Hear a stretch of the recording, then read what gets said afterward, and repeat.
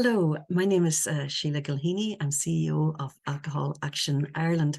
I'm absolutely delighted to welcome you here to our webinar this morning, Invisible Victims.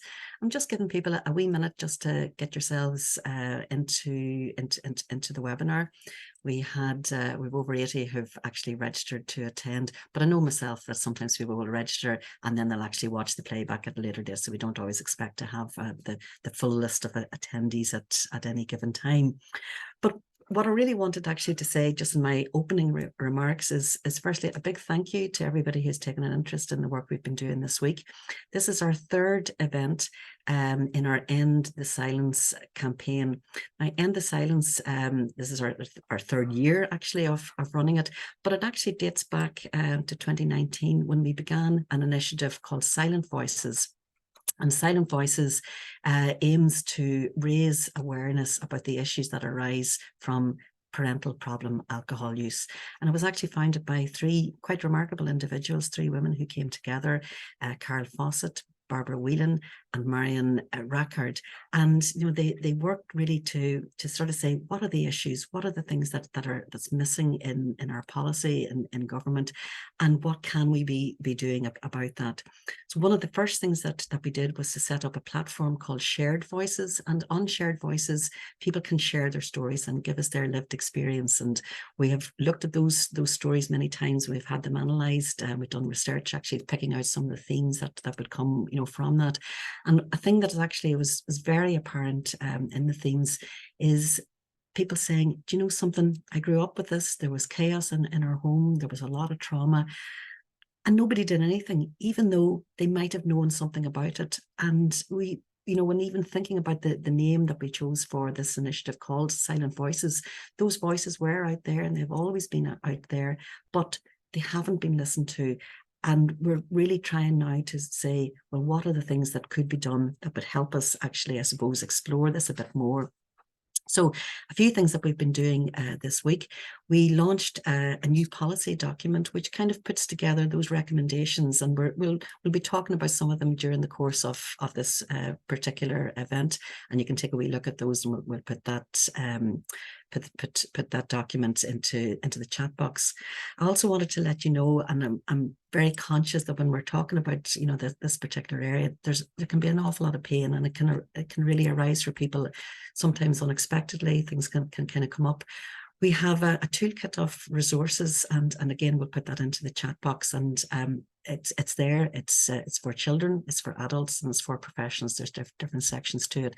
So I hope for anyone who's listening who maybe feels a wee bit, gosh, this is very raw, or this is cutting right at to the bone, that there is a wee bit of support and some help that would be there. Now this morning, what we're actually hoping to do within our Invisible Voices webinar is to really, I think, look and give ourselves I suppose a bit more of an insight into what's happening both here in Ireland, what is happening in other jurisdictions. So we're joined by Dr. Judith Butler, who is from Munster Technological University, and we're just going to hand over to you shortly on that, Judith. But we'll also have contributors from Newcastle University, Dr. Cassey Muir, and then we'll be going over to Scotland to meet with Justina Murray, who's the CEO of Scottish Families Affected by Alcohol and Drugs. Now, sometimes when we talk about this whole area, people think, well, maybe it's a bit of a rare kind of a thing. Well, we know from research that it's actually not rare. We know that right now there are about there's about nearly 1 million adults who are living with the consequences of having been brought up in a home with problem alcohol use. That was actually research that was shared with us at our first event on Tuesday of this week. So given that we know that the scale of this problem is very large, what can we be doing about it, and how can we make sure that we're actually listening to the children who are impacted today on this? So without further ado, I'll be talking shortly, I'll be handing over shortly to Dr. Judith Butler. Judith is an early childhood lecturer and researcher at Munster Technological University. She's previously held roles as president of OMEP Ireland, and she is a UNICEF expert trauma trainer specialising in emergency childhood development supports. And I know, Judith, that you would do work on training for those trainers who are facing very challenging situations. Right now, you've been collaborating with Dr. Annie Cummins, also at MTU, on research evaluating trauma awareness training for Cork's school personnel, potentially, I would hope, shaping future initiatives. And I think that's incredibly relevant to the work that we're talking today, when we know that there's something like about 200,000 children right now experiencing this particular trauma. So Judith, I'll hand over to you, and very much looking forward to hearing about your work. Thank you. Thanks, Sheila, and hi everyone. I'm delighted to be here today to talk about one of my favourite topics, and I'm zooming in today on amplifying voices and choices through a trauma-sensitive approach. And essentially in the next 20 to 25 minutes, I'm going to give you a little bit of information about a lot, but really helping us to see that if you see a person differently, you see a different person. If you see a child differently, you see a different child. And it will also reinforce the importance of the one good adult, or as I like to call it, the key person approach. So my presentation today is also a reminder that we don't actually have to know exactly what somebody's trauma is in order to be therapeutic. This is very important, especially for the children who we work with who might be growing up in homes where there is addiction. So a trauma-sensitive approach essentially amplifies children's voices, their rights, their choices, and it's for everyone, not just for the people who are openly showing us their pain. So we might keep that at the front of our minds, that this is for everyone, because if you work with people, you work with trauma. So hopefully the IT will work for me now. So some of you will be very familiar with the work of the Substance Abuse Mental Health Services Administration, who tell us that there are 6 key principles to a trauma-informed service or approach. And these would include things like safety. So we need to ensure the physical and emotional safety of individuals by creating, a supportive and non-threatening environment for everybody. Trust. Build trust and reliability in relationships would be fundamental, and especially for people who feel threatened or feel unsafe. Peer support, incorporating peer support and mutual help into everything that we do. And then empowerment, voice and choice. So prioritizing the voice and choice of the child in our care, empowering them to make decisions, the idea that nothing about me without me. And then cultural, historical, and gender issues. Understand that culture and history can affect how people experience trauma. So when we talk about children and their needs, a really good place to start with is Maslow, of course. And Maslow tells us that, children have physiological needs, like the need for water, food, warmth, etc. And these needs need to be met before anything else, becomes important. And that's usually followed by their safety needs. So for the aim is for children to feel psychological safety with us, which means feeling safe all of the time and feeling safe to speak up without concerns of repercussions. The adults involved in the child's life, they're safe, they're a safe space for them. Children understand that the key adults, like their teachers, their GPs, their social workers, it doesn't have to be just those adults who are involved with with their upbringing at home, but everybody in the village, because it does take a village, that everybody, all of these adults have their backs. So once psychological safety is felt, children's voices, choices, and rights can be amplified. If you look at the other side of my screen here, I refer to the theory of Mia Kelmer-Pringle, and it's one of my favorite theories.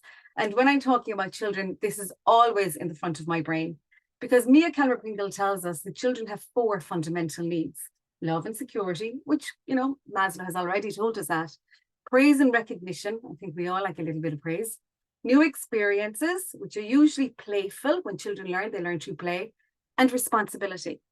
Now, responsibility is, something that children tend to like, but it needs to be developmentally appropriate. And we know from research that some children living in homes where there is an addiction develop into parentified children. And this occurs when the parent or the guardian is unable to meet the developmental needs of the child, and the child somewhat begins to parent themselves, or sometimes there's a reversal of dependence needs. And this can happen when the child actually begins to parent the parent. So when our needs are not met, we don't feel a sense of safety. And Stephen Purges tells us that, if you want to improve the world, start by making people feel safe.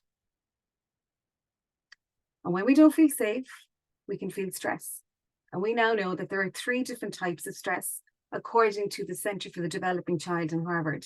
So this positive stress, the stress that we all need in our lives, if you have to present at a webinar, you might feel a little bit nervous or whatever, and it spurs us on to get things done. And then when it's over, hopefully, my heart rate will go back to normal and my stress levels will go back to normal, and I want to be right with the world. And that's positive stress. It's good stress. And then stress, it can be more serious, but we're able to tolerate it largely because we have a key person in our lives to help buffer that stress, so we can keep it in the tolerable zone. But unfortunately, stress becomes toxic, and another word for toxic stress is trauma. So stress becomes traumatic when it's prolonged and it occurs, without having a key relationship in your life. You're left alone to deal with the stress.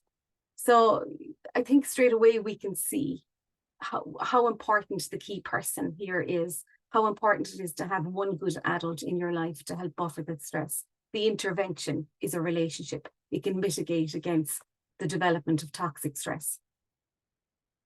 So unfortunately, we do know that some children grow up, without any key adults in their lives, or they feel that they don't have a key adult in their life. And we now know that that impacts on our brains, our bodies, and our behavior, or as I like to say, our heads, our hearts, and our hands. And we know the toxic stress, for example, which can include things like abuse or neglect, or, all of the other adverse childhood experiences, impacts on the part of the brain that regulates emotions, particularly fear and anxiety. And that would be called our amygdala, the alarm center of the brain. It also impacts on the part of the brain that's responsible for thinking, planning, making good decisions, and reasoning, that part just behind my forehead, which is called my prefrontal cortex. And of course, as a result of that, if I feel unsafe, as I said earlier, everything becomes a threat. And what happens then is I can go into fight, flight, freeze, or fawn mode, or flock mode, all of these behaviors. And, when we think about these behaviors, sometimes in schools, for example, these are termed challenging behavior. And I have a little bit of a problem about that, because if any of us who've studied psychology in the past, we will know that challenging behavior is anything that's done in the excess. It doesn't necessarily have to be, shouting, hitting, aggression, running away, off task, daydreaming. So I prefer to call it distressed behavior, because that's exactly what the child is. They're distressed. And through their behavior, they're not only communicating with us, but this behavior is information as to what's going on in that child's life. So you're all aware of ACEs, I would think, at this stage, at the end of the week. But we know that lots of research has been conducted, which shows us that there are 10 key areas that impact on heads, hearts, and hands. And physical abuse, verbal abuse, sexual abuse, physical neglect, emotional neglect, having a parent who is addicted, witness of domestic abuse. And, when you are witnessing that, you're experiencing it, so you're essentially a victim. Having a parent in jail or a family member in jail, having a parent diagnosed with mental illness, and the disappearance of a parent through divorce, death, or abandonment. And of course, it's important to say as well that, ACEs are facts. That's all, it's not your destiny. Adversity is not your destiny. And just to remember that. But we do know that ACEs don't discriminate. They occur across all cultural, racial, economic groups, and most of us will have at least one ACE. And parental problem, substance use is an adverse childhood experience, as you can see there, and obviously, also a gateway ACE that can lead to or simply be present with multiple other adversities. But looking at that, the 10 ACEs, we can see straight away there are others, and there are so many others that we deal with every day. With children and their experiences. And these have been adapted to now, to be expanded to include others, like things like racism, witnessing violence inside the home, bullying, losing a parent to deportation, living in an unsafe neighborhood, involvement in the foster care system, experiencing homelessness, living in a war zone, being an immigrant, witnessing a sibling, father, caregiver, or extended family member being abused, involvement with the criminal justice system, and attending a school that enforces a zero tolerance policy and discipline policy. And that's interesting because over the weekend we would have seen some research came out in relation to the suspensions and expulsions of children in schools and the large number of them. And we now know that, for example, in the States, there's what's called the preschool to prison pipeline. The children are being expelled from preschool for their challenging behavior. And what is happening is that they're coming back into the system through the criminal justice system. And, if we look at this differently, we would see that this isn't challenging behavior. This is distressed behavior. And it's the child reaching out to us with their silent voices in a different way. So we can see again that there are some missing. And I would think one of the main ones that's missing there would be poverty. Poverty is a very, while it's not explicitly listed there in any of those lists, it exasperates the impact of all of the other adversities. And it's something that, that we probably need to recognize a little bit more. So moving on to, the consequences of ACEs. And again, I'm not going to go too much into this, but researchers, know, and this is from the WAVE Trust, they've suggested that individuals with 4 or more ACEs are a significantly higher risk of a range of lots of health problems, including chronic diseases. Having multiple ACEs associated with a higher likelihood of developing mental health issues, depression, anxiety, behavioral issues. We know that children are more likely, if they've got ACEs, that they're more likely to engage in risky behaviors. People with 4 or more ACEs may struggle forming healthy relationships, etc. And again, I just want to say, ACEs are just facts. It's not our destiny. And just to remember that, and that we now know what can mitigate against, ACEs and trauma, and that would be the caring adult and having a supportive relationship.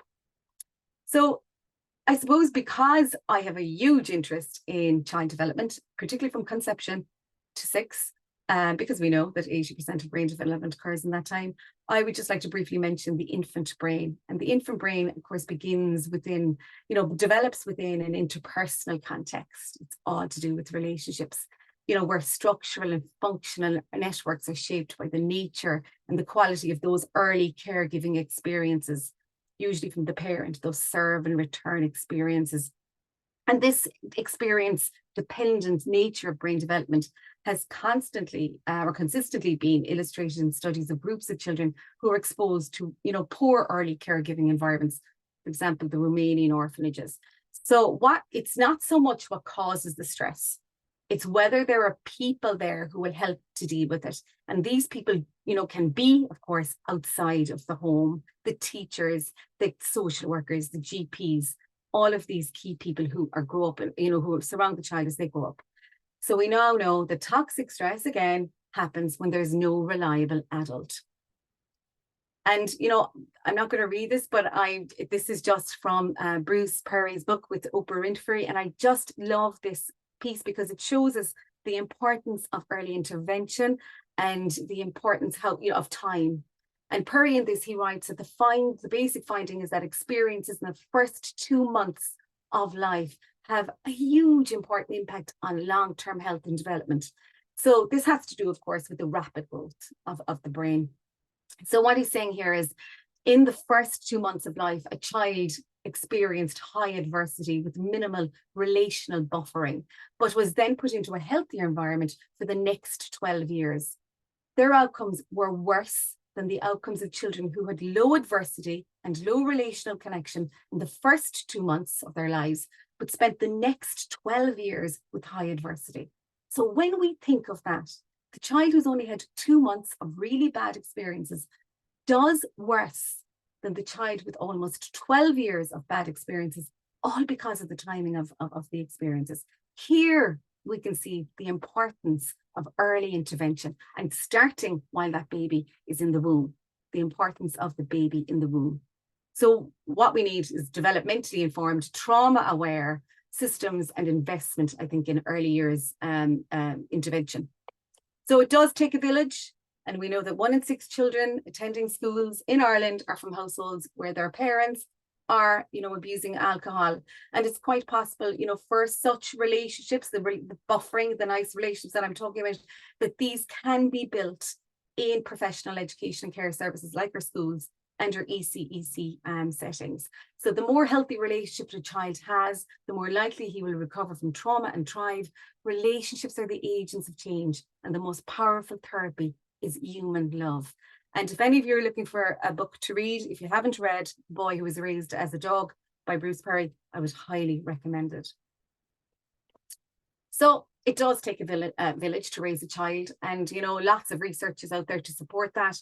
Shankov et al. Found that supportive adult-child relationships outside the immediate family circle could blunt the impact of insecure family relationships and strengthen the emotional resilience at any point in childhood. And that's exactly, what it is. So we need to be there, but we need to be trauma sensitive and trauma informed.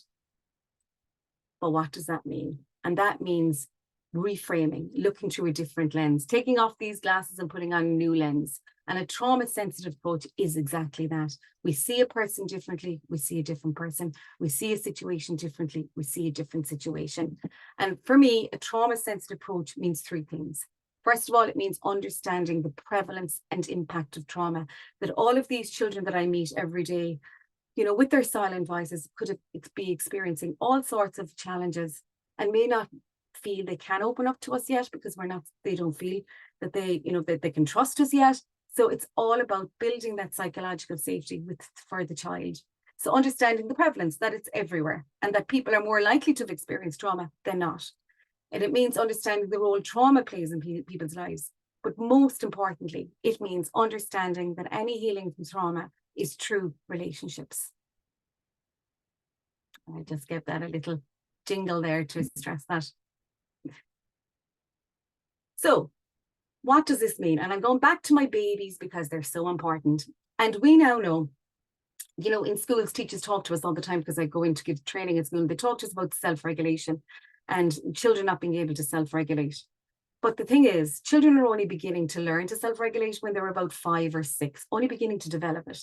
And when you think about self-regulation, it's about, sometimes if you Google, a definition of self-regulation, you get thousands of definitions.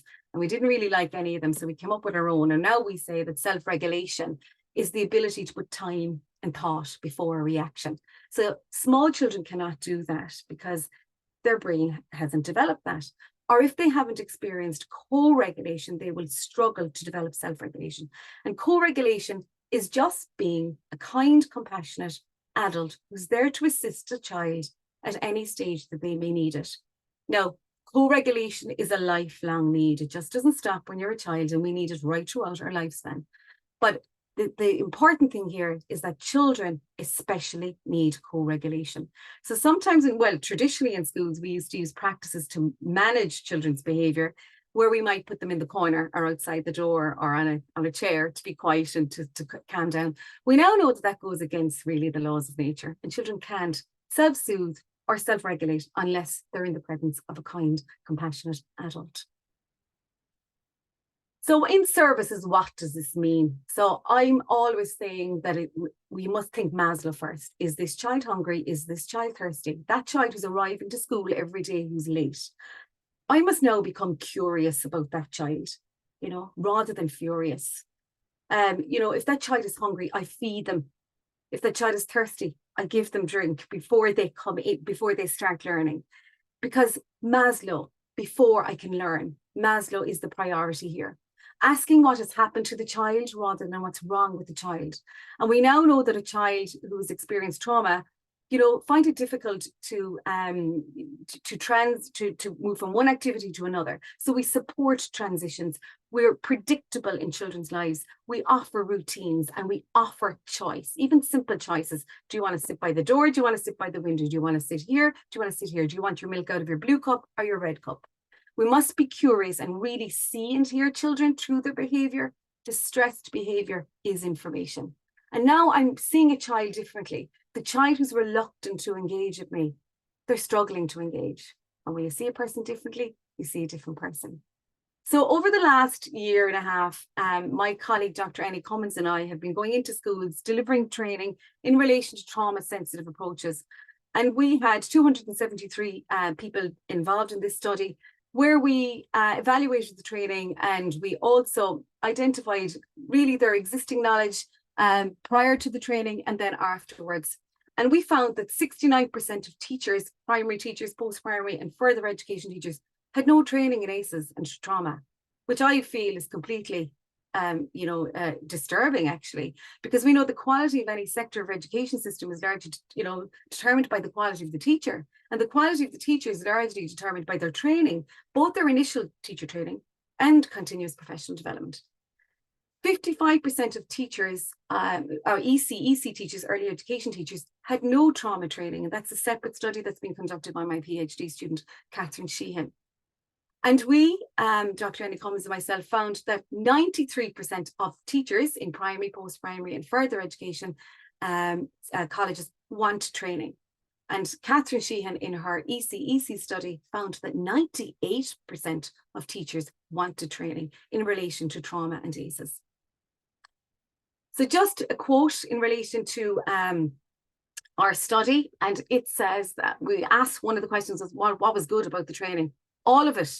It was all new to me. And that's what one primary school teacher said. And a post-primary school teacher said, every teacher needs to hear this. We would all be better teachers if we understood this.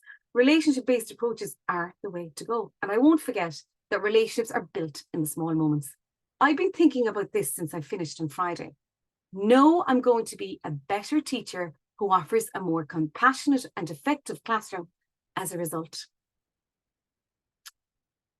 So I'm almost at the end, and I just have, two real recommendations, I suppose. I would recommend that for all children who've experienced whatever trauma and challenges, that every teacher in this country or every professional who's working with children, and we know teachers spend a lot of time with children, but teachers especially, that there needs to be a national rollout of training for everyone working with children in this country in relation to trauma and the impact on our heads, our hearts and our brains, and what we need to do to mitigate against that.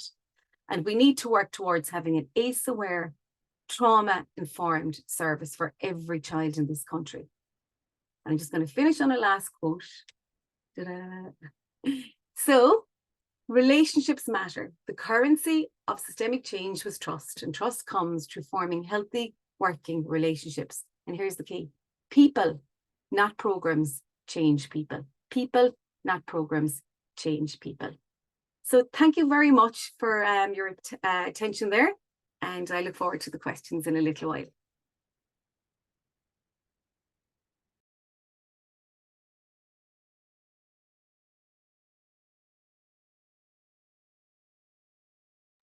Oh my goodness, actually that was absolutely fantastic, Judith. Thank you so much. And I have to say, I was scribbling away. I had loads of notes. I was actually quite still writing as you were finishing there, because I have to capture some of those thoughts there. So thank you very much indeed. Just one thing I'll just pick out straight away. I'm very interested where you're saying that nearly 70% of teachers had no training in ACEs.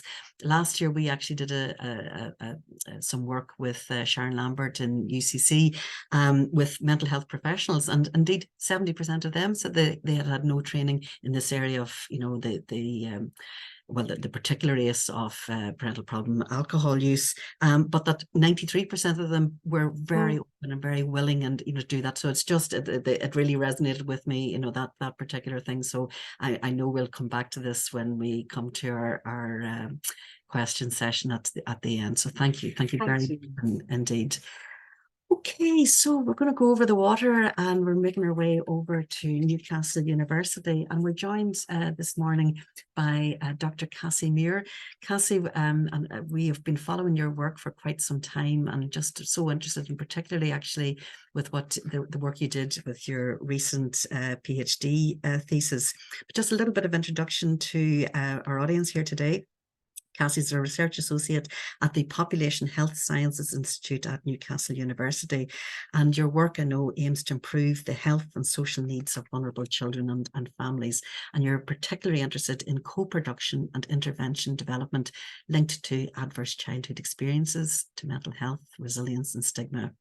And your recent research there explored the support needs of children and young people whose parents use alcohol and other drugs. So I'm delighted to welcome you here to our event this morning, and I'll just pass over to you. Thank you indeed. Thank you, Sheila. It's really lovely to be here and invited to speak about some of my research. I've also actually gotten a new position as a public involvement and engagement researcher at UCL as well, so splitting my time, and that is within their Children and Families Policy Research Unit, so getting children and families involved in research. So yeah, I'm going to talk through some of my PhD research and just a bit of background, I suppose, on this. So the prevalence within the UK is high. It's around 4% or 478,000 children and young people who lived with a parent who met dependency levels of alcohol or drug use recently. This figure goes much bigger if you include non-dependent levels of alcohol or drug use, which we've also know has impacts on children and young people. So around 30 to 35% of young people. There are lots of different impacts upon their social, emotional, and physical well-being, yet interventions typically focus on the parent rather than the young person directly. So most of the interventions are to reduce the risk to the young person, so trying to reduce the parent's substance use or improve parenting skills. There's also very limited evidence on how to actually support children and young people, especially from their point of view, so qualitative studies or co-production studies, and that's where my research came in. And my PhD aimed to explore and develop an understanding of children and young people's experiences with parental substance use, so both alcohol and or drugs, as well as their support needs. And this was really to inform the development of future co-produced evidence-based interventions that address the needs and priorities of young people who experience parental substance use, as well as the practitioners who support them. So my kind of research in a nutshell, the PhD was called SPRING, which was an acronym that means the study of parental substance use and resilience in young people. This was broken down into three main areas. So the first one was around bringing together and synthesizing the qualitative literature around young people's experiences and impacts. This then fed into my own qualitative fieldwork, which was around interviews and focus groups with young people and practitioners around mainly focusing on their support needs, as well as kind of what support's useful, not useful, what do we need to do in the future. These both then fed into the final work package, which was around co-production, where I did a series of intervention prioritization workshops with different stakeholders. Throughout my whole PhD and my research, involvement and engagement activities are embedded. So working with young people, bringing them involved in the research group, getting their voices heard to help with analysis, to help with developing materials, to help with dissemination as well. I also worked with practice advisors across lots of different organisations, but AdFam were one of the main supports within this work. So I just wanted to briefly talk through some of the children and young people's experiences of living with parental substance use. And these are the quotes from the young people and children themselves. This work was the review of children's experiences, and the QR code, hopefully it would work. If you can scan with your phone, and hopefully the paper that's been published will pop up, fingers crossed. So with regards to their experiences, this involved 35 studies covering the voices of over 700 children and young people, so children from as young as 4. This was also from 20 different countries around the world. So the first thing was really around that children and young people experienced a great deal of unpredictability and uncertainty across many different aspects of their life. One of those main aspects of unpredictability was within their relationships, and especially their relationships with their parents. As one young person said, our relationship is a never-ending roller coaster. There's lots of ups, there's lots of downs, there's lots of good times, but also bad times. This unpredictability and growing up with parental substance use had massive impacts upon their emotional and social well-being, with young people noting that it was the most hellish experience that you could ever imagine. While children and young people were negatively impacted by parental substance use, and they spoke about that, they weren't passive in their experiences. A lot of young people tried to, what I kind of coined as control the uncontrollability. They tried to assert some kind of safety for themselves. They tried to manage what was going on, and this was from as young as 4 as well. And this young person said, if I could find the right words, he would stop drinking, meaning his dad. So there's a great deal of feeling responsible for what was happening within the home, but also trying to find pockets of space to create that safety for themselves and their siblings or their family members. It's good for this webinar around ending the silence. Young people had a lot of social impacts. There was a lot of stigma and shame around talking about parental substance use. It was normally hidden within the family, as well as outside of the family and other environments, including the school. A lot of children, young people didn't know who they could trust or who they could talk to. And this child said, I gather all my soft toys in the bed, turn off the lights and tell them my worries. There was no adult or person that they could speak to. And finally, there was a lot of young people and children were trying to cope with parental substance use, generally without formal support in place. And the children, young people thought that services were more catered towards their parents' needs rather than the young people's needs, with the child saying, am I not worthy of help? Why doesn't anyone give a shit? So these experiences in this part of the research fed into my own fieldwork, and I spoke with 21 children and young people from across England. This was the age from 14 to 24 years. And this was really thinking about what support do children and young people need, what's been helpful, what's been useful. And I'm going to share with you 4 different sort of needs from young people. The first one is that young people need space for themselves away from their family. A lot of the time, if they were thinking about support, they were either offered whole family support or one-to-one support. And it was the whole family support that felt much more unsafe and unhelpful for young people. They're more likely to disengage if done not correctly, where they worried about what they were going to say in front of their parents, where they worried about repercussions that might happen at home. And some young people did experience repercussions at home through either abuse or violence. And they very rarely then taught the services that they were part of. So they didn't get much out of it. So they really wanted a practitioner who was there for them, who put their needs first, who put their voice first. And as Emma said here, so she had both one-to-one and family support. She just completely being detached from the family really, really helps. I just go in the house with a bit more of a positive attitude, and that would help a lot. It was this space to just be themselves, to not be the child of a parent who uses substances. They could talk about that if they wanted, but also just to develop their own skills and have something just for themselves. The next one is around young people need to feel empowered. And this was through, as Judith mentioned before, through choice and really offering young people choices through support. They told us that they were more likely to engage in that support when the practitioner or the service asked them questions about what it is that they wanted, when they wanted something, or which one they wanted. And they wanted it to feel, like Daisy said, like a two-way stream rather than a one-way stream of just people asking us questions. I like to be engaged with my own support. And this really left young people feeling more confident, more empowered to be a part of this service, feeling better outside of this support. The next one is around young people need others too. And I've used this here because of the hashtag today, but end the silence.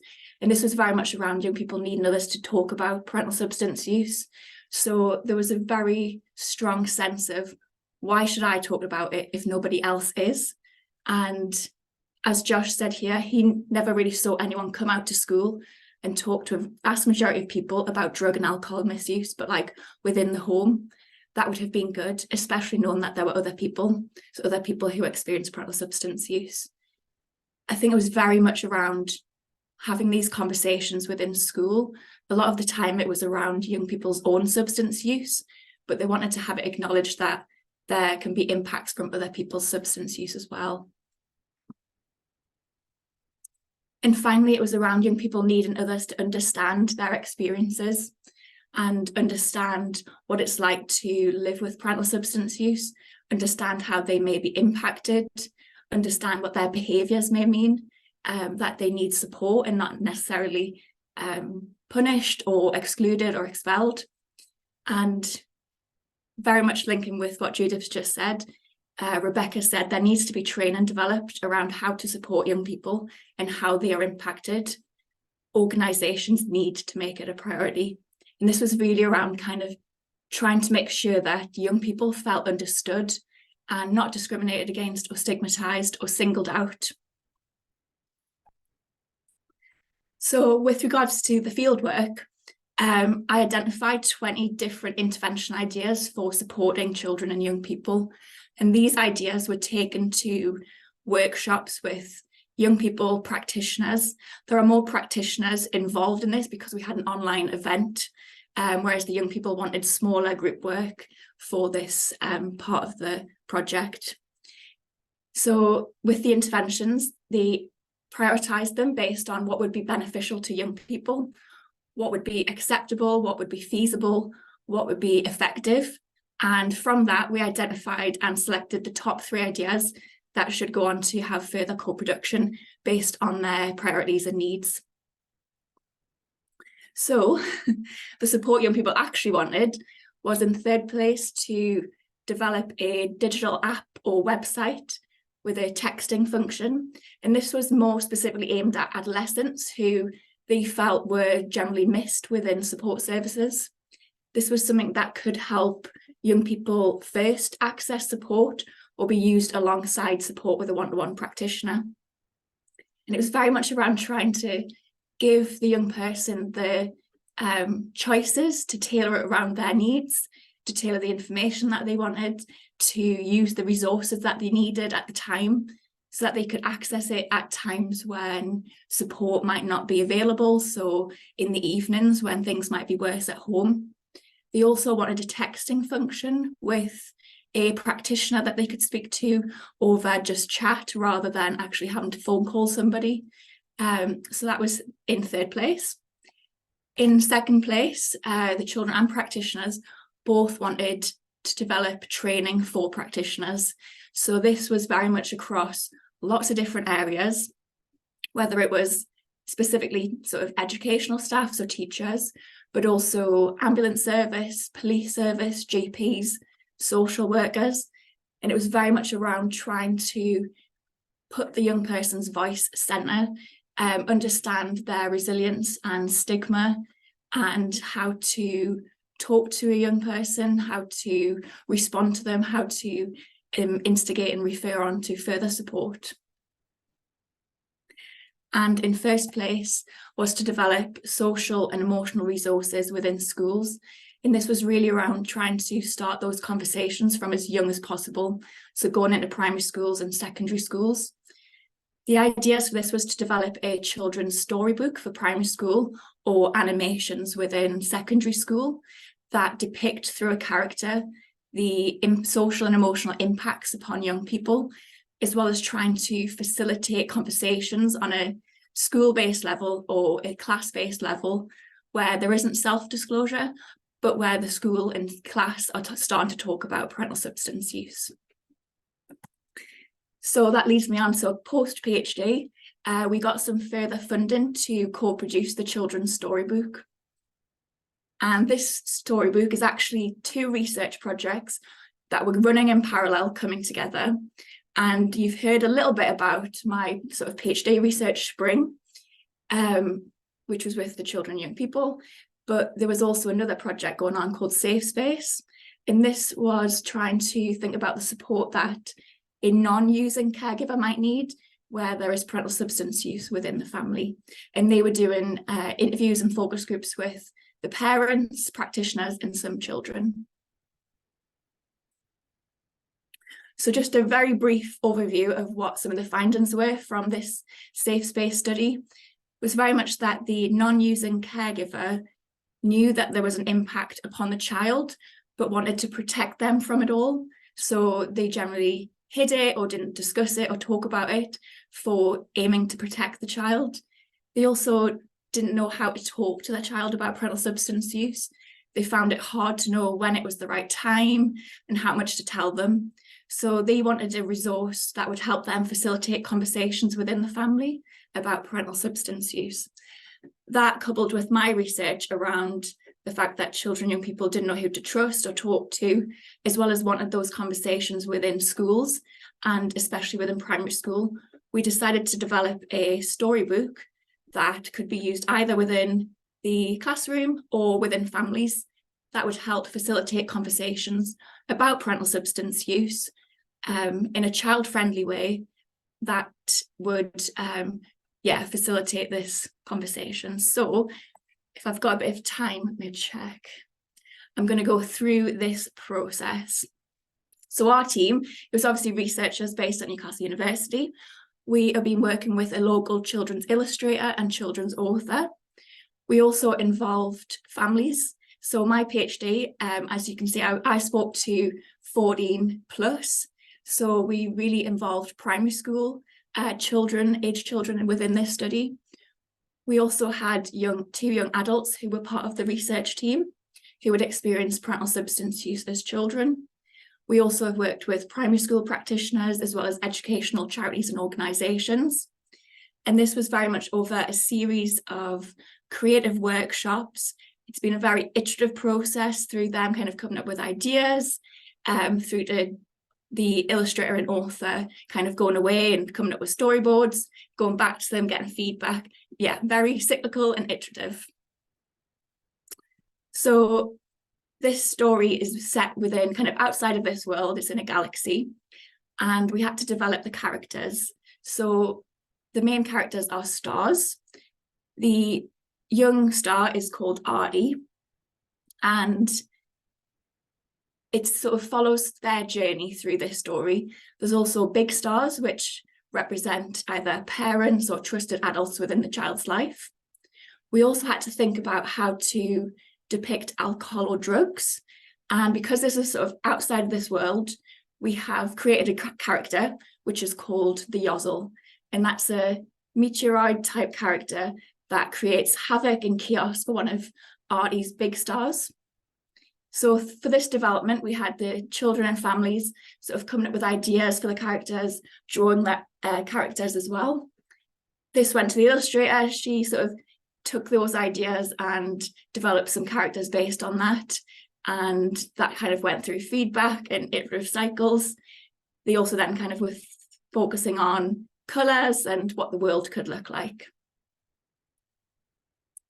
Alongside this, we also had to develop the story, and I'll show kind of the blurbs on the screen, and I'll go through that here now. So there is a little galaxy not too far from you on Earth. In this little galaxy live thousands of young wishing stars getting ready to grant their first wish to get something important, their twinkle. But one wishing star, Artie, is finding things a little bit hard. Life is bumpy and things just keep getting in the way. Things like the Yozzle. Artie is sad. Artie is frustrated. How will Artie get her twinkle when she isn't able to grant her first wish? Join Artie on her journey of bravery, self-discovery, and learning about the importance of talking about your feelings. So just to kind of think about some of the themes that are in this story based on my PhD research. One of them is around acknowledging that there is an impact upon the child from parental substance use, and this doesn't necessarily have to be a direct impact. So within the story, the Yozzle creates havoc for the big star, which then impacts on Artie. So things like she gets dizzy, she has piles of dust land on her, her light is also dimmed. The other theme is around recognising children's own strategies to control the uncontrollable and manage this. So children as young as 4 and onwards had told us that they often try to hide or throw away alcohol or their parents' drugs. So within the story, Artie also comes up with plans to trap the Yozzle and throw it away.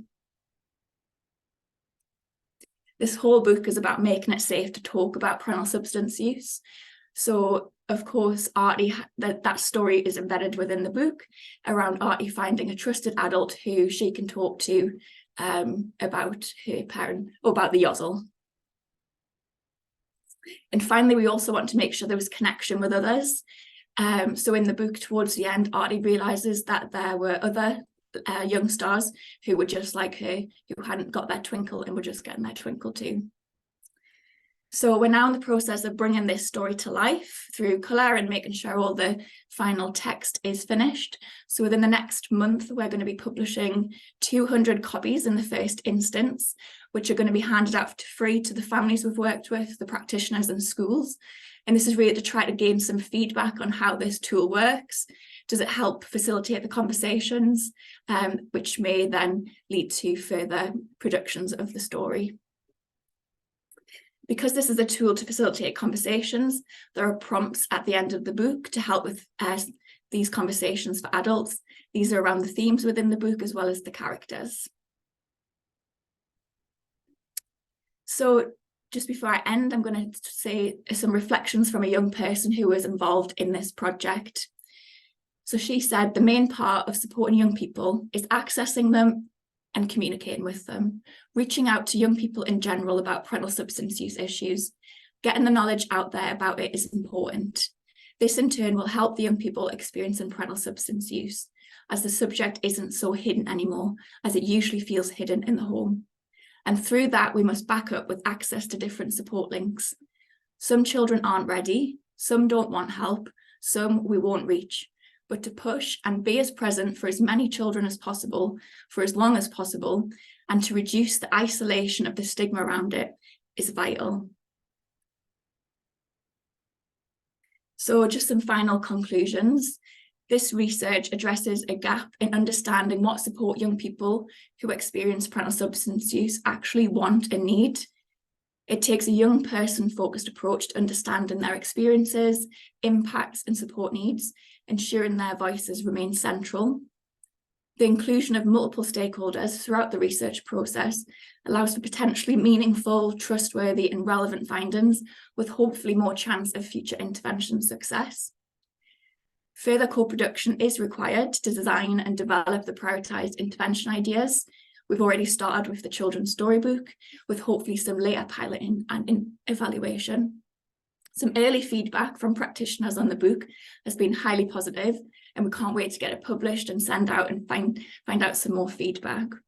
And then finally, that the children who were involved in the developing and co-producing the storybook are super excited to share their book with their schools. So thank you for listening, and there's the acknowledgements and references. So thank you.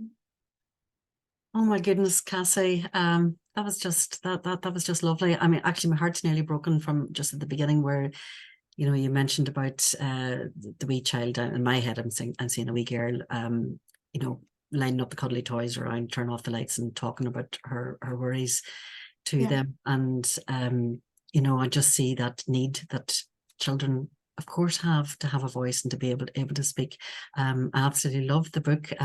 Those of you who know me also know that I love the stars, and I see the stars actually as friendly places, people. That's just me as a thing. But most of all, I really appreciate the way that you've been trying to work with children, the co-production values that you have of really bringing that together into this resource. And I can't wait actually just to be able to see the final product and what's there.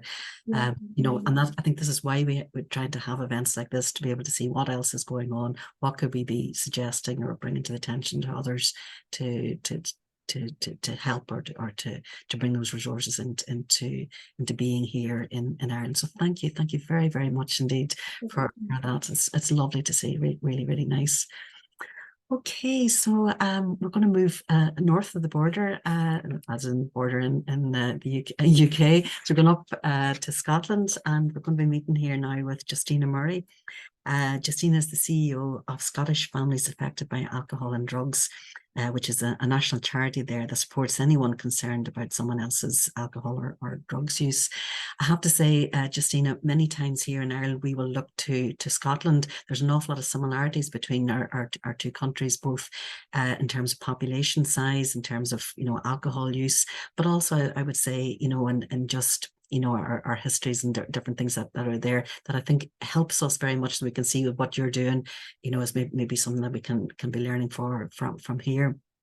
Certainly, we know there are lots of problems, but I know that you have been working for many years in different aspects of public policy, and I was very taken just with some of the things that you're particularly doing. And I have to say that I hadn't realised that you had a PhD, because you never put it in your bio, or you don't have it in your emails and things like that. So I just want to say this is Dr. Justina Murray that we're dealing with, and who has a PhD in social policy from the University of Glasgow, which is based on looking at studies of models of empowerment in 8 Scottish community development projects. So I think that very much I like that whole idea of going back to people, learning from what's there, and trying to see how can that be translated into a wider area.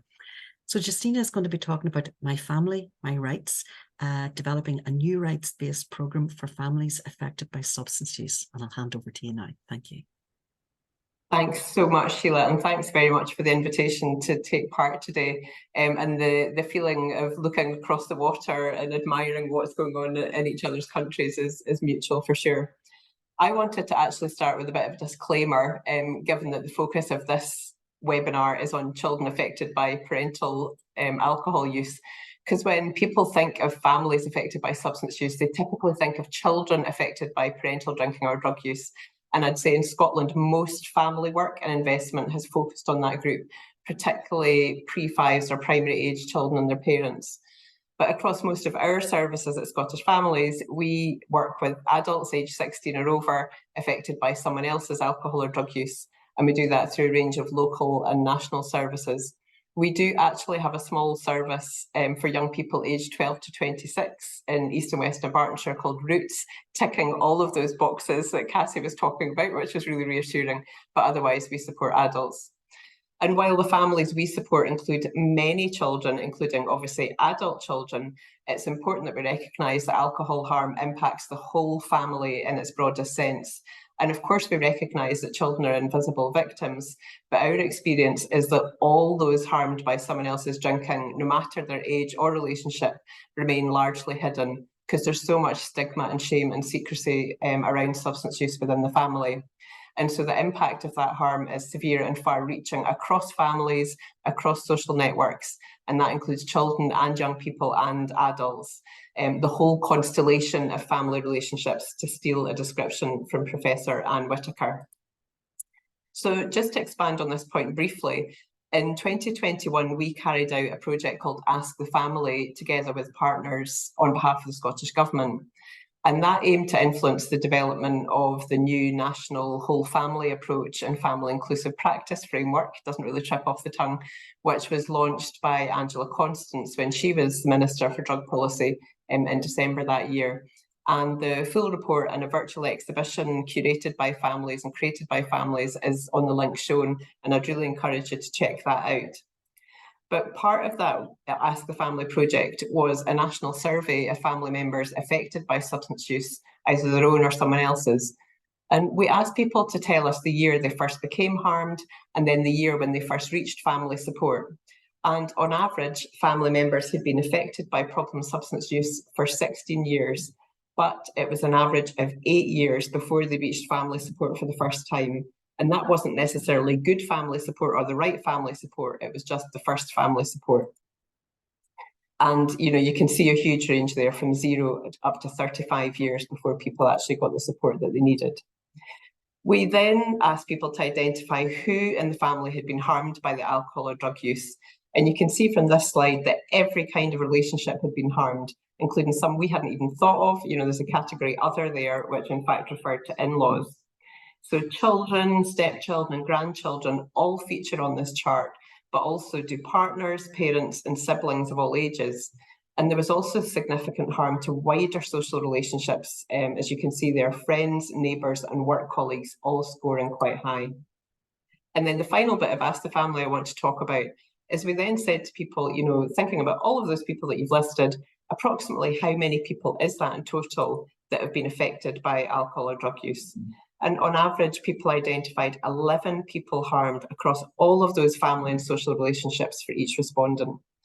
So from our 20 years at Scottish Families, supporting families across Scotland, we know that the harm reaches across all communities, urban, rural and island, across all social groupings and levels of income, as Judith said in her initial presentation, and also across families where their loved ones are actively using substances, but also where they're in recovery or indeed where they've died. So I just think setting the context for what I'm saying today, it's so important to lay those foundations. So onto my family, my rights, with a bit of an apology for the diversion en route. And Rights, Respect and Recovery is Scotland's current alcohol and drug strategy. It was published in November 2018, which I can hardly believe now, nearly 3 years later. It was accompanied by Scotland's alcohol framework at the time, and more recently, we've also got a national drugs mission. We were really delighted when Rights, Respect and Recovery was published, not least because we had suggested the name and the vision as part of the consultation and engagement process. But we really welcomed it as introducing transformational rights for families, as the first time they had, for the first time, they had all of the same stated rights as individuals using substances: the right to health, the right to a life free from the harm of alcohol and drugs, as well as the right to be treated with dignity and respect. So, in our view, Rights, Respect and Recovery says all the right things. It gives family members the right to support in their own right, the right to be involved in their loved one's treatment and care as appropriate, the right to be involved in planning, developing and delivering services. It recognises the whole family needs support and defines family as anyone affected, so not just children and not just immediate relatives, but any concerned significant others. So, hurrah! We thought, let's get this news out on the road and spread the word. But that Rights, Respect and Recovery Roadshow was one of many, to be honest, humbling experiences in my life as Scottish Families CEO. Because what we learned was that families didn't automatically engage in the language of rights. They didn't think rights applied to them. They didn't see themselves as rights holders. They didn't feel they had any of the rights outlined in Rights, Respect and Recovery. And they didn't believe that these written rights would make any difference to their lives. Because of course their lives were characterised by chaos, exclusion, judgment, and every wrong door rather than no wrong door, as they frantically sought support for their loved ones, never mind even thinking about their own needs. We also found that existing advocacy services weren't serving families affected by other substance use, and in fact, many actively excluded them. And that included alcohol and drugs advocacy services, which were very much focused on the individual using substances, but also carers advocacy services, which in fact often excluded substance use. So in a context where families were actually desperately trying to keep their loved ones alive, with what looked like little, if any, support from so-called helping services, all of that chat about rights just didn't land. And we realised that we needed to approach family rights in a much more in-depth, informative, interactive.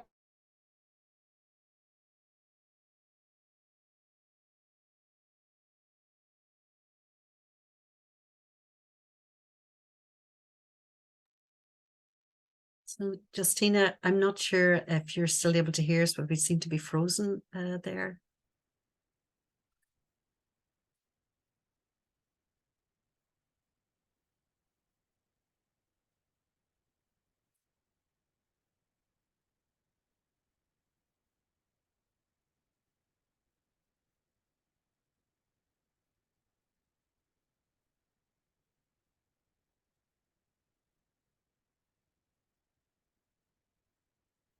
So I think I'm not sure whether it's that I'm frozen or no, it looks like actually we just seem to have lost Justina there for the moment.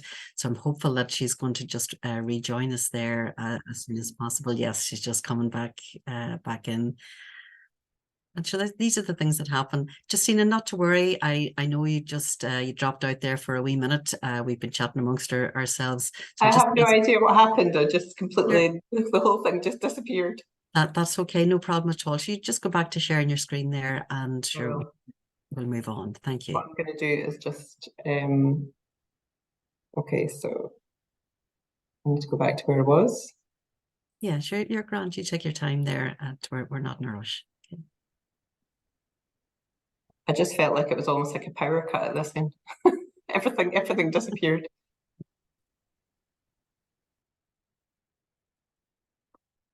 Okay, so we've done this bit and we're on the road. Let me just open up my other notes as well. So what we realised is we needed to approach family rights in a much more in-depth, informative and interactive and empowering way. And to coin a phrase from harm reduction, we needed to start low and go slow, thinking about the building blocks, plain language, growing and nurturing knowledge, skills, confidence and connection around rights. And so My Family, My Rights was born.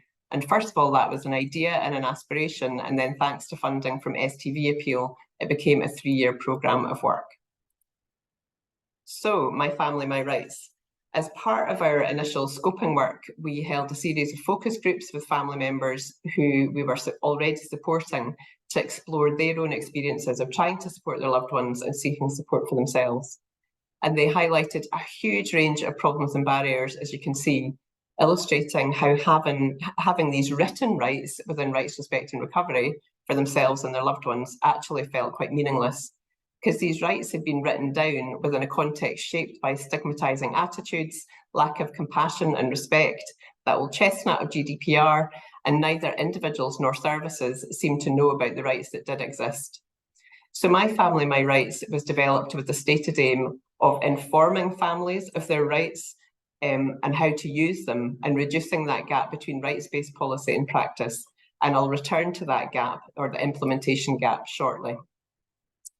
So we've got 6 outcomes for My Family, My Rights, and thanks to my colleague Mariana Marquardt, who's the lead evaluator for the programme, for designing this slide as part of a presentation she gave to the AFINET conference in Rotterdam earlier this year. So each of these outcomes is really essential if My Family, My Rights is to succeed. For example, there's limited use in families being aware of their rights unless they feel empowered to use them. But I think my favourite outcome is that rights feel real for families on the ground, because surely that's the ultimate test of any policy, strategy or law. Does it feel real for real people in real life, or is it just a string of words on paper? And as an illustration of that test, in Scotland we've now got medication-assisted treatment standards, or MAT standards, for treatment services, which I describe as a bit of a work in progress, but a step in the right direction. And local areas are given status of red, amber, green, depending how their implementation is progressing. But there's also a blue coding, or blue status, which is only applied to an area when people with lived experience in the locality also confirm that all of the standards have been applied, so it feels real on the ground. And I think that's really important. So where are we at so far with My Family, My Rights? Well, we have co-produced a family advocacy skills course with family course advisors. The course runs for around about 10 weeks, and it includes things like advocacy, empowerment, the cycle of change, which families really love, human rights, carers' rights, and how to apply the rights in different contexts. We have delivered 2 courses to date, and the third one's actually underway as I speak. And 31 participants, who are all family members, have taken part to date. And the feedback's really been fantastic, and I'll return to that shortly. The delivery is online, so we're reaching and connecting family members right across Scotland. And we've also very recently launched a family self-advocacy service, which is supporting family members who have either participated in our course or we are supporting elsewhere through our other services with self-advocacy. So we've just had 20 referrals to that to date. And the way we're supporting them includes advice, producing template emails, letters, discussing strategies, or pointing people towards useful resources and contacts. So for example, we found that name checking the Mental Welfare Commission and copying them into emails to services suddenly ups everybody's game. So My Family, My Rights family advocacy service is part of our wider national virtual support offer. So all contact is by phone, email and Zoom and so on. So again, we're able to reach families right across Scotland, which is so important. And we're sharing our learning as we go, including today. But the bigger question for us is really about this implementation gap that I mentioned earlier and how we close this. And we've just launched our new strategy for 2023 to 26 called The Cost of Living. And this is one of our 8 big questions that we're asking. And I would say in Scotland, we are absolutely brilliant at writing down really good things we're going to do. And relative to Westminster, at least, we've got a very progressive government in Scotland in terms of both drug and alcohol policy. And on the screen, you can see just a few of the strategies, frameworks, guidance documents, consultation papers, reports, and so on, which really state clearly what we need to do. All of those documents take a rights-based approach, which is great in theory, but we're just not very good at putting all that into practice. But we have found through My Family, My Rights that taking time with families to build their knowledge, skills, confidence and connections around rights really is paying dividends. And we're beginning to close this implementation gap from the bottom up. And we've had some real successes so far. For example, families being included in hospital discharge decisions, challenging media language, getting access to new treatment options for their loved one, and really making services sit up, take notice and deliver. And actually, interestingly, even where the outcome is not what the family wishes, they still feel empowered, they feel heard, they feel more, and they're more likely to be involved in the process. And so to know what's going to happen next rather than it being sprung on them as a done deal. And I would say that awareness of carers' rights has been a particular game changer here, including families learning that it really helps if they formally identify themselves and are registered as their loved one's carer, which introduces a whole range of statutory rights. So thanks again for the opportunity to contribute today. As I said, the feedback we've had from families has been really fantastic. It still feels like quite early days, although we're already halfway through our 3 years. And this programme's aligning really nicely with other work we're doing around, for example, family inclusive practice and closing the implementation gap. And as we have just closed the national consultation on the Human Rights Bill for Scotland, much of our response to this really flagged this need to think through how this can feel real for families on the ground. It's not enough to have a Human Rights Act in Scotland unless it is meaningful to families. And we really need to keep avoiding that gap between policy and practice. So hopefully we can pick up on some of these themes in the Q&A. Thanks, Sheila. Thanks very much, Justina. Do you know, I'm very struck about that gap as you describe it, because we're good in this country as well, of producing documents and policy statements, but actually making it happen is quite another thing. And I am very taken, that whole idea of skills training for families in the advocacy space. So that's I think it's definitely something we'd like to chat more about that. Now, while we've been talking, and just welcome back to our panel here, I know that some questions have been coming in. Jennifer, you've been keeping a wee eye on the chat, so I'll just ask firstly if anything that was just leaping out at you there that you wanted to make sure that the panel got to hear of. You're just on mute there yourself. Sorry about that. That old chestnut. Yeah, so there has been some comments and questions coming in, and I guess one of the ones, and it actually really maybe for Cassey and for Judith and for everyone, I guess, but that whole idea of, Cassey, you found what children want. They want these supports in schools. They want teachers to be able to recognize this stuff maybe, and Judith, you advocate for training for professionals, in particular teachers, which we also do in Alcohol Action Ireland. So I suppose question is, like, how do we make that happen? Children want this, we know that teachers want it actually, and other professionals want it, so it's a big question, but some ideas around how we can kind of better advocate to kind of make that happen. Will I come in there? I suppose ideally we want it in initial teacher training colleges. We want trauma and trauma-sensitive approaches and learning about all of these adverse childhood experiences embedded in all teacher training degree programs. But when you're trauma-sensitive, it's not just doing a course and that's it. I'm done. I'm trauma-informed for the rest of my life. It's something that we have to keep doing, and we, all of the time. There's no end product. There's no flag that you put outside your building to say, oh, we're trauma-sensitive. So, it needs to be continuous. And I think this, first of all, initial training, all teachers need to have that in their training, but also we need continuous professional development for existing teachers, but it has to be continuous, that we do it, nearly annually, because it's not about just doing the module and then I'm done. This is embedded in everything I do. This is embedded in how I react every day to everybody in my environment, how my organization looks. So I think that's it. It begins with teachers because they spend so much time with children, and looking at initial teacher education and also continuous professional development. And Cassey, maybe from your point of view, what kind of things did actually children say they wanted in schools? Was it the recognition or more or actual professionals within schools that could help them? Yeah, I think leading on from what Judith said there is really about embedding it in within the schools. So there was conversation where we talked about having these resources in schools, or having assemblies, or having classroom-based discussions. And it was very much that it needs to be something that is embedded either within the curriculum or embedded within the school's ethos around talking about sort of parental substance use or trauma and other experiences.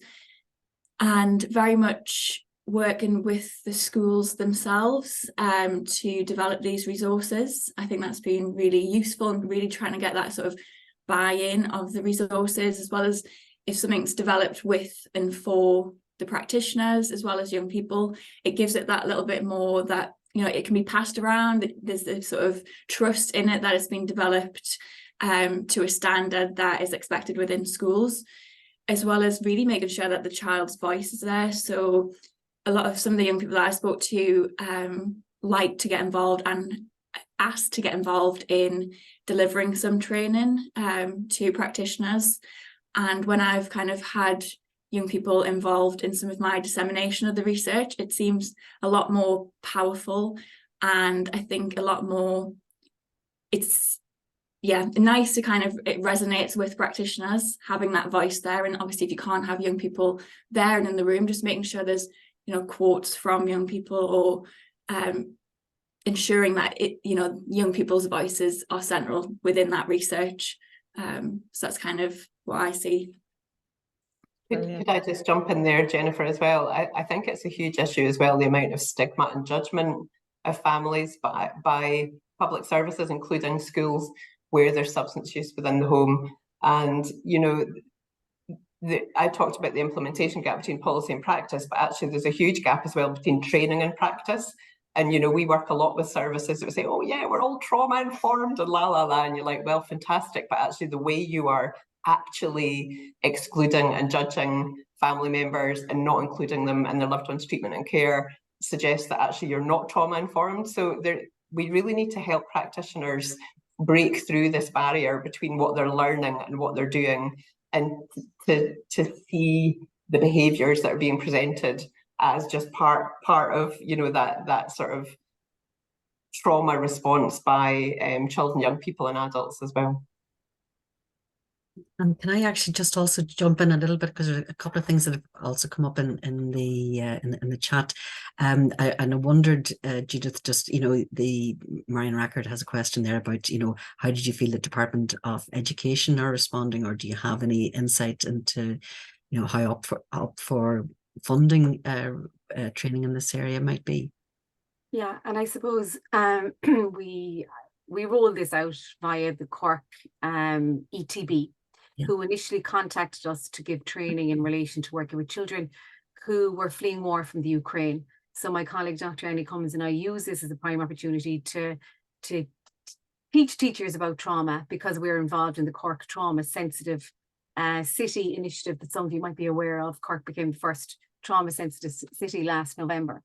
So we didn't go via the Department of Education, but the ETBs right throughout Ireland have been so welcoming. You know, they have requested more and more training. So it just goes to show that the demand is there and the people want it. And as I said, that 93% of our teachers in our study want more training. And in MTU, we're currently developing a master's and and other programs that hopefully will meet that need. Absolutely. I'm aware as well of work being done at Maynooth University with Trina O'Toole. There's a website of resources that we've, you know, fed into for schools there. But I'm conscious of another question actually from Padraig, you know, is, you know, just talking about other training needs, you know, that maybe where teachers just need more that would be there.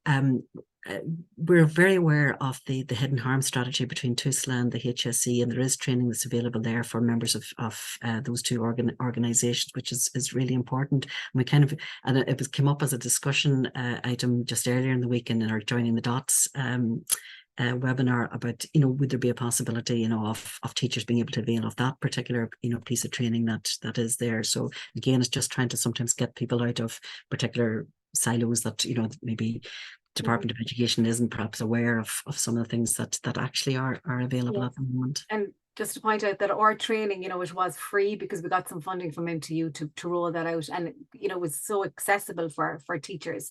We understand that there are lots of financial constraints on schools, so they may not be able to employ people to come in and give the training or whatever. But maybe it's something that we could look at in terms of providing online training for anyone who's interested in. So we would be open to that, Sheila, if that's something that you would feel that would be helpful. Well, that's exactly, I think, what's helpful for us here is to be having this sort of discussion, and we really appreciate the questions that are coming in, about that, because that informs what are the sorts of things that we should be advocating for. Jennifer, I know you're keeping your eye there. Is there anything? I'm very bad because I get all involved in the discussion. Just a question for Justina, actually. Someone's wondering, are there initiatives in Scotland for adult and children's services to work together in a whole family approach on this issue? Yeah, we have got a national whole family approach framework in Scotland, as I mentioned, but part of that has been explaining that a whole family approach doesn't mean everybody has to be supported in the same way at the same time. And the Ask the Family research that I talked about earlier, did identify that the vast majority of people understood that whole family meant everybody being supported in their own right in a way which helps them. There is a small number of initiatives, I would say, in Scotland where actually everybody is supported through the same door, if you know what I mean.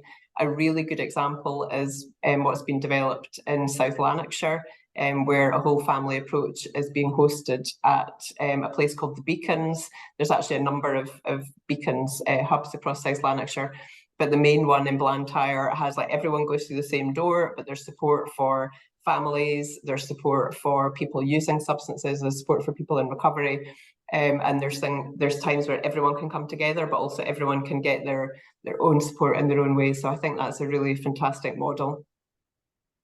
Brilliant, thank you. Yeah, because it's that idea, I suppose, often for young people, the parent can be in treatment or the caregiver, whoever it is, but it's really difficult sometimes for the young person to find their own, because we know that services, for people in treatment don't really support the family or the young person. So I suppose, yesterday we kind of touched on this with our event. It was looking at, these intersectional issues, and how do we kind of, I suppose, advocate better or find ways to, kind of advocate that services do need to be working together, whether, we don't expect people in drug treatment to be supporting a young person, but to recognise that they're there and to signpost for them and things like that. Do people have any thoughts on that? Well, I think just linking in with what Cassey was saying before about young people, for example, really wanting their own space, we've definitely found that through our Roots project. Roots only supports the young person, but when we begin to speak to commissioners about young people and substance use, they automatically thinking about young people using substances. So it's like with children, they can understand there's the impact of parental use. When you get to young people, suddenly all they can think about is, young people drinking, young people using drugs. And it's really important for us that our Roots workers don't get sucked into supporting the parent. And it's really important for the young person as well. They're like, you are my worker, and they're very, very clear on that. So I think it is important that there's visibility of different needs across the family, but it is important everybody has their own kind of support in a way which suits them. Yeah, brilliant. Because Cassey, some of your research picked that up from young people, didn't it? Saying kind of, is it any wonder we're using substances to cope? We don't have anything else. Yeah, I know there was definitely one of the sort of themes within my research, and something that was co-produced with the Young Person Advisory Group, was this idea of survival rather than thriving. And surviving had these two areas, one where young people seemed resilient, and another one where young people were kind of excluded and, using their own substances to try to cope with the experiences that they had. So either they were hiding it from other people and trying to put on an act and performance, in their words, which generally both made young people feel alone in their situation. And it was really about trying to understand how young people are surviving. If it is, I think, what was it? I think Judith said it earlier, and it was really sort of important, this kind of idea around ensuring that the young person isn't seen as sort of their behaviours and not as seen as kind of what's happened to you rather than what's wrong with you as such. But also on the flip side of that, with regards to hiding parental substance use, those young people who are doing well at school sometimes do that because they don't want to be noticed. And they actually told us that they then maybe went on to have mental health problems, or later on in life, in young adulthood, they then started using their own substances. And it was because that doing well at school is normally seen as resilient behaviour.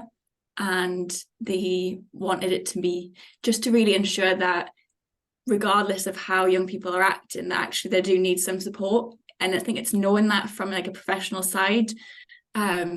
In terms of other services, so let's say the police or the ambulance service, who may be coming to their house or the family situation because of a parent who needs help or support, it's acknowledging that the child is there, that they have, you know, they've seen what's gone on. It's just, it's that sort of small kind of personal relationship that can have a really big impact on the child and young person, that they've said that if they get ignored, it's very sort of upsetting for them, because they just want to be acknowledged that they are impacted and that they have witnessed it and seen it. So I think that's a small little bit for that as well. Yeah.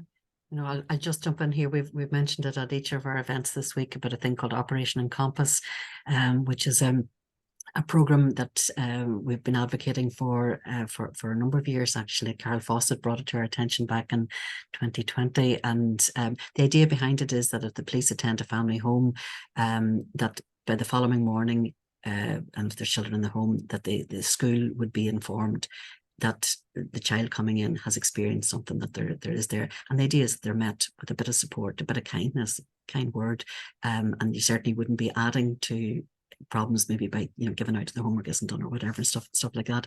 So you know, I think it is very much about trying to, you know, capture where children are at a particular time, put them on the radar of somebody, and it can make a really big difference. We're very impressed with Operation Encompass from what we've seen of it in where it's been operating, and it's actually in place in Northern Ireland at the moment.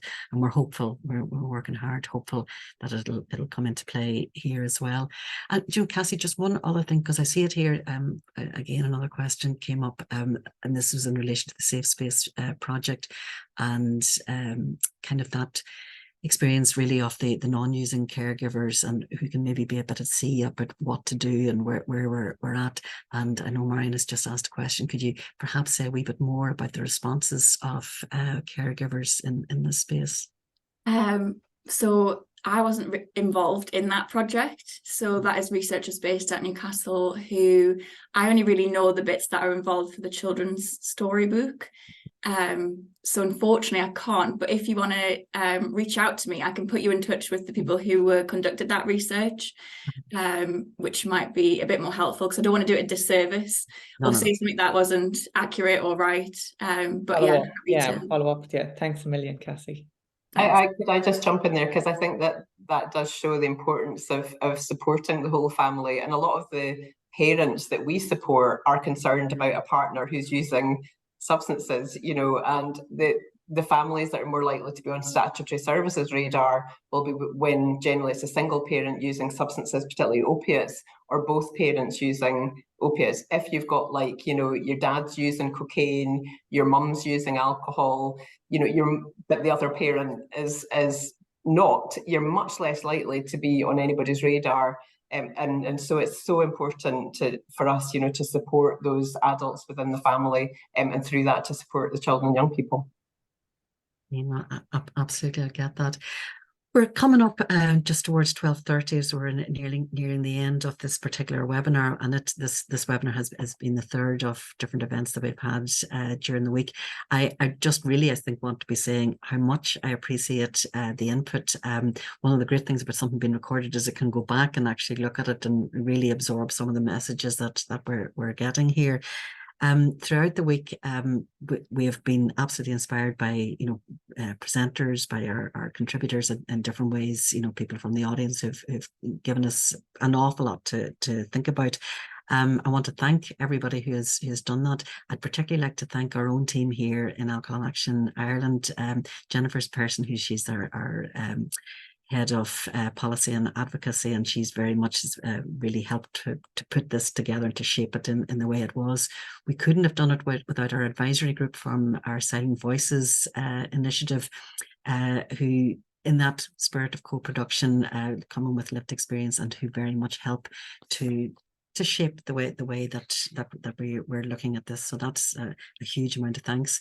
Connor is actually our new comms person. He's up there in the top part of the screen, who just started with us last week and has been flung into all of this, and has done a fantastic job actually of keeping the media coverage very high this week. So all of that has kind of come together. We hope we have helped a bit to end the silence on this topic. There's more about what's going on in the campaign on our website, which you can check out at alcoholireland.ie. But it's just up to me now to thank everybody for that, and hope you have a great few days over the bank holiday weekend coming up. Thank you indeed.